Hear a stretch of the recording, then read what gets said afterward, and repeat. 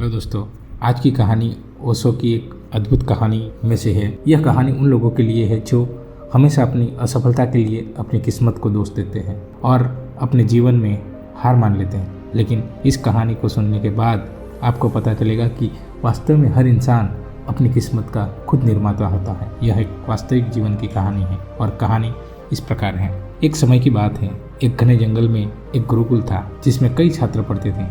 प्राचीन भारत में बच्चे कई वर्षों तक अपने घर से दूर गुरुकुल में पढ़ाई करते थे। गुरु सभी शिष्यों को समान मानते और उन्हें समान शिक्षा प्रदान करते। एक दिन गुरु अपने शिष्यों को पढ़ा रहे थे, तभी उनकी नज़र एक शिष्य पर पड़ी जो ऐसे दिख रहा था जैसे उसे कुछ समझ भी नहीं आ रहा हो। गुरु उसके पास गए और फिर से उसे समझाया, लेकिन कई बार समझाने के बाद भी वह शिष्य कुछ समझ नहीं पाया। अचानक गुरु को बहुत गुस्सा आया और उन्होंने लड़के को कहा कि वह अपनी हथेली दिखाए। लड़के ने अपनी हथेली गुरु के सामने कर दी। गुरु को हस्तरेखा का ज्ञान था। उन्होंने शिष्य की हथेली देखकर कहा, बेटा तुम घर लौट जाओ, गुरुकुल में समय बर्बाद मत करो। शिष्य ने पूछा, गुरुजी आप ऐसा क्यों कह रहे हो? गुरु ने कहा, क्योंकि तुम्हारे हाथ में पढ़ाई की रेखा नहीं है। फिर गुरु ने एक और शिष्य को बुलाया और उसकी हथेली दिखाते हुए कहा, देखो यह पढ़ाई की रेखा है और यह रेखा तुम्हारे हाथ में नहीं है, इसलिए समय बर्बाद मत करो और घर जाकर कोई दूसरा काम करो और अपना जीवन जियो। यह सुनकर लड़के ने अपनी जेब से एक चाकू निकाला जो वो लकड़ी काटने के लिए इस्तेमाल करता था। उसे तेज चाकू से अपनी हथेली पर एक गहरी रेखा बना दी। उसकी पूरी हथेली खून से भर गई। फिर उसने अपने गुरु से कहा, गुरुजी देखिए मैंने अपने हाथों में पढ़ाई की रेखा बना ली है, अब क्या आप फिर भी मुझे शिक्षा दोगे या नहीं? यह देख गुरुजी भावुक हो गए। उनकी आंखों में आंसू आ गए और उन्होंने उस शिष्य को गले लगाया। उन्होंने कहा, बेटा दुनिया की कोई ताकत तुम्हें शिक्षा प्राप्त करने से रोक नहीं सकती, क्योंकि दृढ़ संकल्प और कड़ी मेहनत हाथ की रेखाओं को भी बदल सकती है और अंततः व्यक्ति की किस्मत भी बदल सकती है।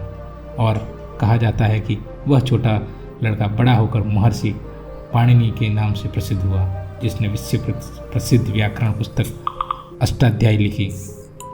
यह जानकर आपको आश्चर्य होगा कि इतने सदियों बाद भी दुनिया की किसी भी भाषा में ऐसे उत्कृष्ट और पूरी व्याकरण की पुस्तक नहीं बनाई गई है। अगर उस दिन पाणिनि ने अपने गुरु की बात मान ली होती और अपने हाथों की रेखा पर विश्वास किया होता तो शायद आज दुनिया उन्हें नहीं जानती। लेकिन अपनी किस्मत पर भरोसा करने के बजाय उन्होंने अपनी मेहनत पर विश्वास किया और दुनिया में अपना नाम रोशन किया। अब इस कहानी को सुनने के बाद क्या आप अब भी मानेंगे कि आपकी हथेली की रेखाएं आपकी सफलता और असफलता के लिए जिम्मेदार है? क्या हमारा जीवन केवल इन रेखाओं पर आधारित है?